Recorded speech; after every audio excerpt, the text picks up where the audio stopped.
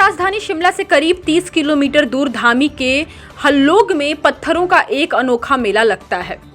सदियों से मनाए जा रहे इस मेले को पत्थर का मेला या खेल कहा जाता है। दीपावली से दूसरे दिन मनाए जाने वाले इस मेले में दो समुदायों के बीच पत्थरों की जमकर बरसात होती है, जिसका नमूना आज भी धामी में देखने को मिला। यहाँ दोनों तरफ से पत्थरों की जमकर बरसात हुई। ये सिलसिला तब तक जारी रहा जब तक कि एक पक्ष लहूलुहान नहीं हो गया।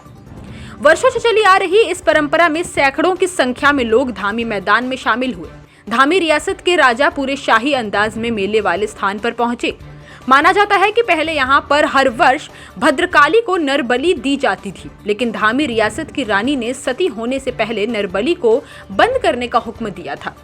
इसके बाद पशु बलि शुरू हुई। कई दशक पहले इसे भी बंद कर दिया गया। तत्पश्चात पत्थर का मेला शुरू किया गया। मेले में पत्थर से लगी चोट के बाद जब किसी व्यक्ति का खून निकलता है तो उसका तिलक मां भद्रकाली के चबूतरे में लगाया जाता है। राजवंश व लोगों का तो ये भी कहना है कि आज तक पत्थर लगने से किसी की जान नहीं गई।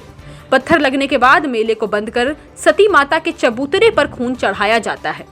साथ ही जिसको पत्थर लगता है उसका इलाज साथ लगते अस्पताल में करवाया जाता है। राज परिवार में यदि मौत भी इस दौरान हो जाए तो पहले मेले की रस्म निभाई जाती है, उसके बाद दाह संस्कार किया जाता है। देखिए, इसके पीछे इतिहास इस तरह का रहा है कि जब बहुत ही वर्षों पहले मानव बलि हुआ करती थी, तो रियासत में जब मानव बलि हुआ करती थी उससे माना जाता था कि मानव का खून लगाने से, जब मानव का खून लगता था तो भद्रकाली माता जो हमारे यहाँ पे है वो खुश होती थी।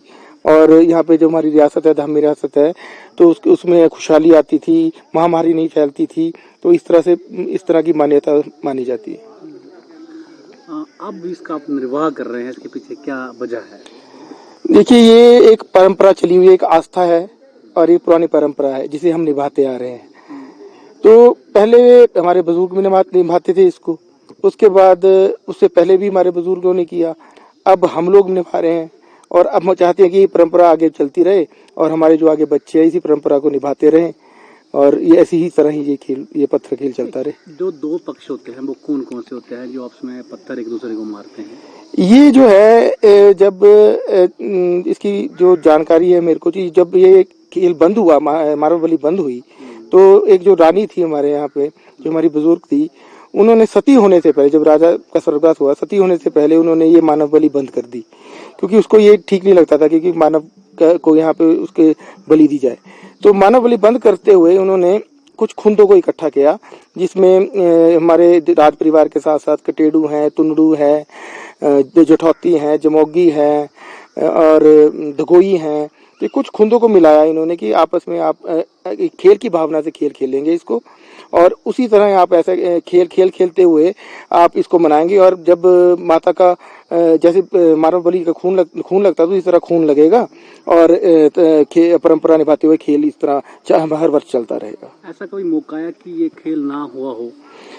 देखिए, फिलहाल तो हमारे को जानकारी नहीं है कि ऐसा कोई मौका है हो, क्योंकि ये जो खेल है ये एक परंपरा ही नहीं है, एक आस्था है हम लोगों की कि इसको हमारे जो दिवाली का दूसरे दिन है उसको हम मनाना होता है।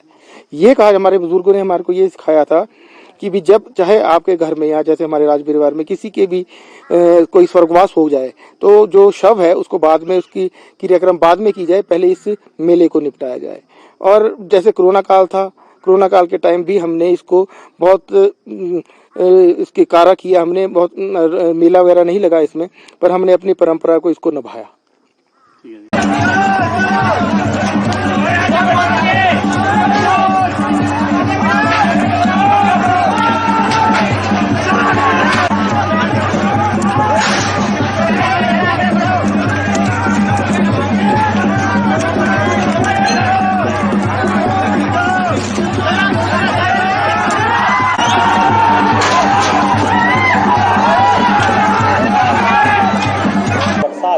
पत्थरों की दोनों तरफ से की चलती रहेगी।